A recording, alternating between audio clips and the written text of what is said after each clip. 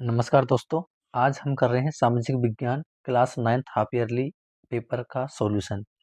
आप अपने नंबर देखिएगा कितने नंबर आपके आए हैं। ठीक है दोस्तों, पहला क्वेश्चन है द स्पिरिट ऑफ लॉज के नामक पुस्तक के रचयिता कौन है। तो इसका जो आंसर है वो है मोंटेक्यू, सी।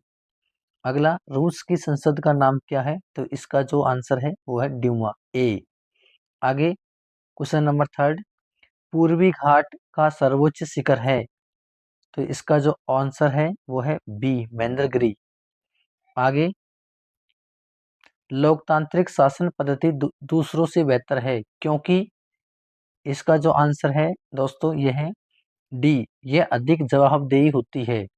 आगे, भारतीय संविधान सभा की प्रारूप समिति के अध्यक्ष कौन थे। तो इसका आंसर तो आपको आता होगा। इसका जो आंसर है Bhimrao Ambedkar, option number C. आगे देखिएगा, चुनाव घोषणा पत्र जारी किया जाता है निर्वाचन आयोग द्वारा, राजनीतिक दल द्वारा, प्रधानमंत्री द्वारा या राष्ट्रपति द्वारा। तो ये इसका जो ऑप्शन करेक्ट है वो है राजनीति द्वारा। ठीक है ना। आगे देखिएगा, भारत की समय रेखा कौन सी है। तो इसका सही ऑप्शन है ए, 97 डिग्री 25 पूर्वी देशांतर। सरसों कौन सी फसल है। तो इसका ऑप्शन नंबर है बी, रबी की है। भारत में सर्वाधिक निर्धनता अनुपात वाला राज्य है। तो सही इसका ऑप्शन है बिहार। आगे देखिएगा, निम्न में से किसे मानव पूंजी माना जा सकता है। तो इसका सही है डॉक्टर, अध्यापक, इंजीनियर। तो उपयुक्त सभी। इसका जो आंसर होगा डी। ठीक है दोस्तों, आगे देखिएगा,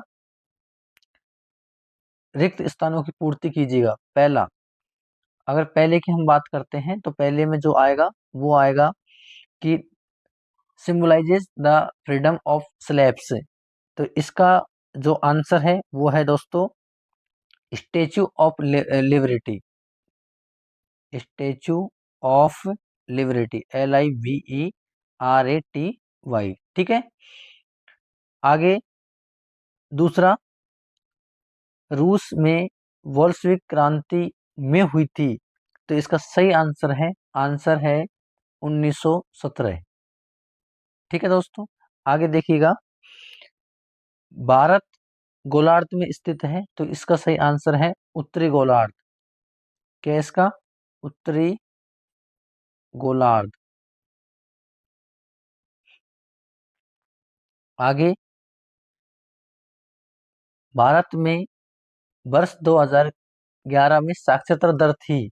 तो वो थी दोस्तों 74.04% थी। ठीक है ना। आगे देखिएगा, लोकतंत्र में सरकार के प्रति उत्तरदायी होती है। तो इसका सही आंसर है जनता के प्रति, जनता के प्रति होनी चाहिए सरकार को। ठीक है। आगे देखिएगा, 16वीं लोकसभा में महिलाओं की संख्या थी। तो 16वीं लोकसभा महिलाओं की संख्या थी 66। कितनी थी दोस्तों? 66 थी। आगे देखिएगा, स्वास्थ्य एवं पर्यटन क्षेत्र में शामिल है। तो ये आते हैं तृतीय क्षेत्र में। किसमें आते हैं ये? तृतीय, तृतीय क्षेत्र। आगे देखिएगा, पालमपुर गांव की मुख्य आर्थिक गतिविधि है। तो इसका सही आंसर होगा दोस्तों कृषि। ठीक है। आगे, अब आपको ये अति लघु उत्तरात्मक थे। इनका जो बिल्कुल छोटे very short answer type question थे, इनको आपको खुद से करना था। जैसे इसमें दिया है, दूरी राष्ट्र में कौन कौन से देश शामिल है।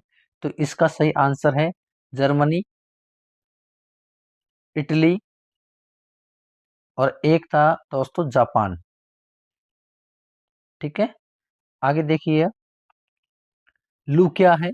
तो गर्मियों में चलने वाली बेहद गर्म हवा को लू कहते हैं। देख लेना। सार्वभौम मताधिकार क्या है, मतलब जिसकी 18 वर्ष की उम्र हो गई हो।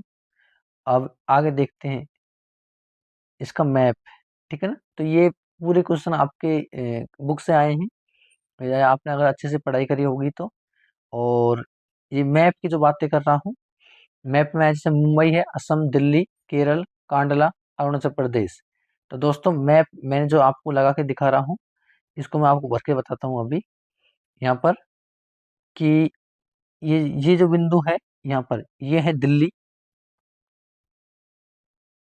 दिल्ली है दोस्तों यहाँ, ठीक है। आगे देखिएगा, इसने कहा है कांडला, तो कांडला यहाँ से है दोस्तों, गुजरात में पड़ता है कांडला, ठीक है ना, कांडला।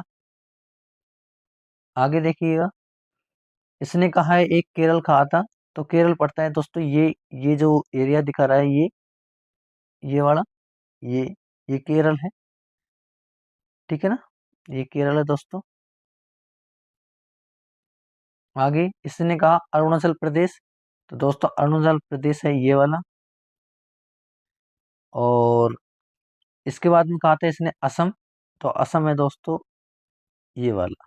ए, अगर आपको क्लियर नहीं दिख रहा तो मैं उसको अंडरलाइन कर रहा हूँ, देखना है, ये एरिया है असम का, ठीक है ना। तो आपके कितने क्वेश्चन सही हुए कमेंट बॉक्स में ज़रूर बताएं।